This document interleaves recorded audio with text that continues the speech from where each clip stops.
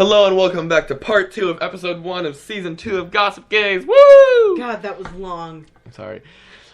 I'm Joey. And I am Cecil. And we ended last episode talking about how Meryl Streep is amazing. A certain award and how amazing she is. However, recently she did something that's like 20 times more hilarious than winning an award, and she basically roasted Trump.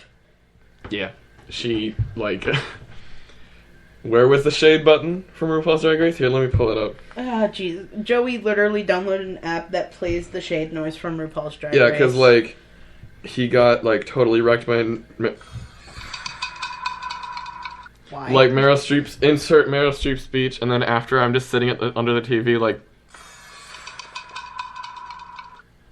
And then, okay, have you seen his Twitter? He's, tweeting about her, oh, this is harassment and stuff, and I was like, what? Shut up! You know, people are talking about how, she's entitled and that she's just a whiny Hollywood, pardon my French, I'm so sorry, mother, pardon, but that, she's a whiny Hollywood bitch. I'm like, boy, you literally put a whiny Hollywood bitch in as president. Look at what you did. He has 2 stars on the Hollywood, Walk of... Boulevard. Hollywood, that thing. No, and then... And, okay, I'm not going to talk about this at all because I don't talk about politics. I don't like sharing my opinion on it, but he should have been done when he made fun of a disabled person. Yeah, that wasn't okay. That's all I'm going to say on it. Mm-hmm. I'm not going to say who I support because I'm not about that because I'm just going to get attacked. Yeah. Alright, let's just... Okay, we're done talking about politics. I'm getting upset. Let's move on quickly. Okay, so next we've got some pretty cool LGBT news, and being that we're called Gossip Gays, this is important. So, I wasn't told what the news is, so here we go. Yeah, it's, recently Orlando City President Phil Rollins led a private ceremony unveiling 49 rainbow-colored seats honoring the 49 Pulse nightclub shooting victims in the new Lions Stadium. They are in Section 12, and they were revealed on June 12th. Wait. Will be revealed. Oh, no, not that. They were revealed. The shooting happened on June 12th. Oh my god, I'm reading this completely wrong. But, yeah, they're going to be in the Lions Stadium. That's awesome. It is so just...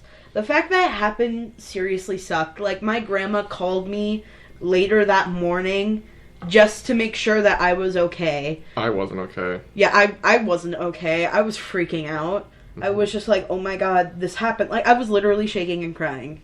And especially since it was the day after... Okay, where I am, there's this thing called Hugo Days, and it's just nice, fun, party day. And then the next day I hear about this. I'm like, well, that's not cool. Yeah, because I remember waking up, it was during the summer, and I remember waking up, because I usually wake up to an empty house during the summer. Yeah. And I went on my phone, and I heard about all of this, and I was like, oh my god. I went on my phone, and I follow Gay Times magazine on Twitter, and so I was going through my Twitter feed, because I was bored, that's what I do. Usually I go to Instagram, but when I'm, super bored, I go to Twitter. And I went on their feed, because I'm like, why not? They usually have good stuff. But it said that at first there were 25 victims, but then it later read that there was almost 50, and I'm like, gosh. I almost had a heart attack. What scared me the most is there was some Drag Race girls in the back when this happened.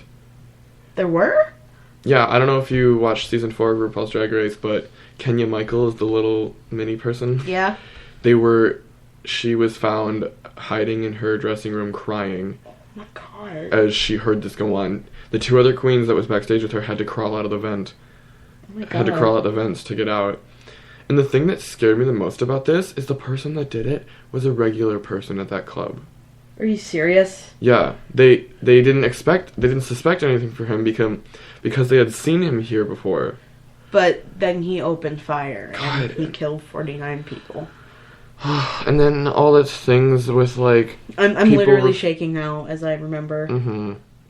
People receiving parents receiving texts saying he's right outside the room where I am. He's gonna kill us all.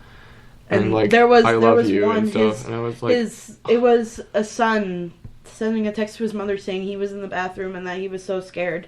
And then the mother's just here's who he is. He was in the bathroom, but then the police said that no one in the bathrooms made it out alive. anyone who tried to go in the bathrooms to escape were as good as dead. It's a really That was me setting my glasses down, by the way. The thing is, it's like all these things happens where it's like, oh, we want to try to work on uniting everybody and just spreading love, and then us as LGBT people, we honestly don't have anything against straight people. We just want to spread love and like let everybody be happy. And then this happens. And then they try to defend people who do this, and it just doesn't make any sense to me.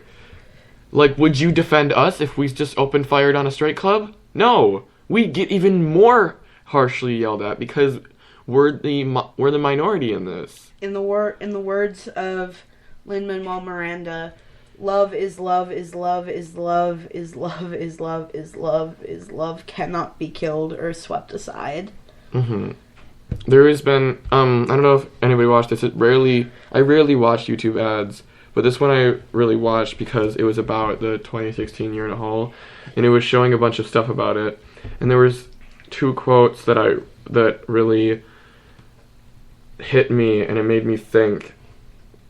And it was a quote from Ellen and a quote from Stephen Colbert. The first one is from Ellen, and it says, "If you take away the labels, you'll realize we are more alike than we are different." And Stephen Colbert said, "Love doesn't despair. Love gives us hope that change is possible." Those really affected me because my mom and my dad and my mom both posted on their Facebooks saying, like, even as, like, Christians, straight people, we are not okay with this. And my parents have been known to be a little bit homophobic and stuff, but they are trying, which gives me so much hope that change is possible and everybody can be happy. Because I understand that, like, people have beliefs that this is not what is right, but at the same time, there are so many people that believe that, but at the same time are at least nice to them. They may not support it, but they're nice. And they just try to keep their head out of it, but they don't say anything, which really means a lot. It's weird because people look at me, and someone literally asked me what the fuck I was doing, because one of my best friends is straight and Christian, and he's a little bit homophobic, and I've known him since 6th grade, and he's one of my best friends, and I can literally talk to him about anything, and I came out to him in 7th grade. And sorry, the amount of support I got was amazing. I was so scared to tell him because people had been telling me he's really homophobic, you shouldn't be friends with him and stuff. But I did not give up. I knew that there was something kind about him, and he's one of the kindest people I know. I was lucky enough that when I came out as trans, and because I'm trans, I'm super gay. My parents are not hyper-Christian. We don't go to church. We don't pray at the table. Well, sometimes my little sister does. But most of the time, we're not super religious. And when I came out, the first thing my mom said was, "I knew it." Literally, my mom was just like, "Honey, there have been signs since you were a wee lass." And I'm like, Jesus. No, what I loved the most about your coming out story is the first birthday party after you came out. You guys were all outside, and I was feeling I had to use the restroom, so I went inside, and then I was talking, and then your mom had me sit down and talk to her for a little bit, and she asked me if I knew, and I said yes, because you were contemplating with me. I was the first person you came out to. Yeah. You were the first person that I really said, "Hey, the amount of love I know she's like, I'm really trying here, and I know it's gonna take a little bit for us to work on knowing names, but the amount of love she had in her eyes was truly amazing." And I don't know if you remember this, but that's why I came to you before I left, and I said, "Always love your mom. You should be really thankful for her." and then I had to go because... Don't cry, Cecil. Shut up. It was really cool. I thought it was really cool because I knew that, because I had never met a trans person before, and I knew it was going to be rough, and I knew it was going to be hard for you, but like, I mean, now the amount of people that I thought would be like totally homophobic and transphobic about it, and people who I thought were transphobic, you came to me and like, oh no, they're totally fine with me and stuff. I was really surprised, and okay, you're gonna need to give me examples when we're off air, because now I'm curious. And I was just totally shocked because I thought those people that I thought were like super transphobic and homophobic because they just look like it. A lot of the people that I came out to were, at first they were just close friends, my immediate family, but then later on I slowly came out to my grandparents and all of that. I love your grandparents. At first it was like just a mass thing because I made a video and posted it on Facebook.